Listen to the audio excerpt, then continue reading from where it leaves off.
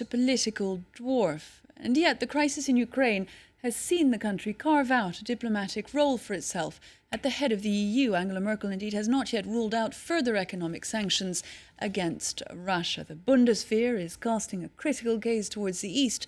But 25 years after the fall of the Berlin Wall, many Germans are reluctant to endorse their country's new role, which reminds them a little bit too uncomfortably of the Cold War.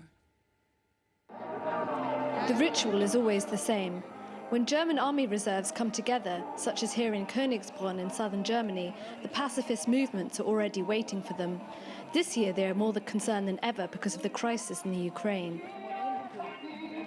This is typical of German foreign policy, this will to expand its sphere of influence, to have leverage on the course of events in Ukraine, but this only ends up reinforcing the conflict. Of course, Putin is not a good person, but all that Germany is currently doing is provoking him to do much worse.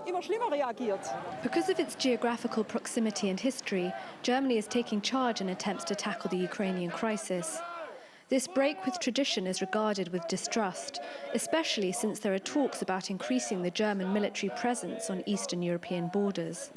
Our defense minister, Mrs. von der Leyen, announced that she plans to send more of the army abroad. It's a militarization of foreign policy, and Germany is really the last country that can afford these kind of things. But the tone is different among the German army reserves. Here they are convinced that Berlin should get more involved, especially in Eastern Europe.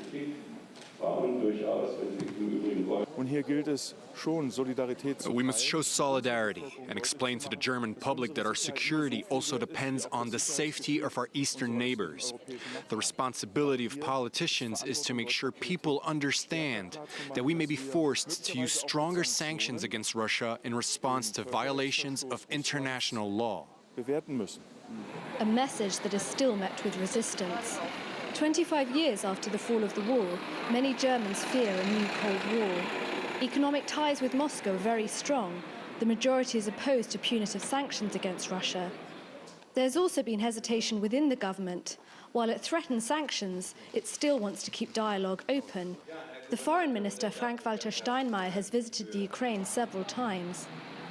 Berlin has yet to take a firm stance, an attitude that has surprised the Ukrainian community in Germany. Alexandra from the Euromaidan collective in Berlin hoped for more commitment from her newfound home.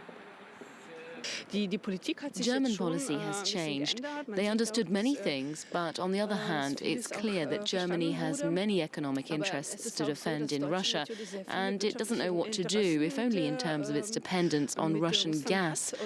I personally would like to see Germany be more consistent. On this issue, Berlin indeed has a lot to lose economically. 6,000 German companies operate in Russia, generating an annual turnover of around 40 billion euros. But even if the new German foreign policy looks set to make sacrifices, according to this expert in German-Russian relations, it's not in Berlin's interest to do so alone. Germany must assume more responsibility and become aware that it cannot be a global economic player while practicing a foreign policy popular in the 19th century. That's no longer possible.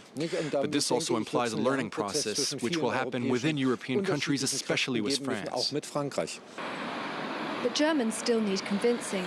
77% of them currently oppose the strengthening of NATO troops on the eastern border of the European Union. But that is exactly what Berlin intends to do, by sending 6 Eurofighters to the Baltics.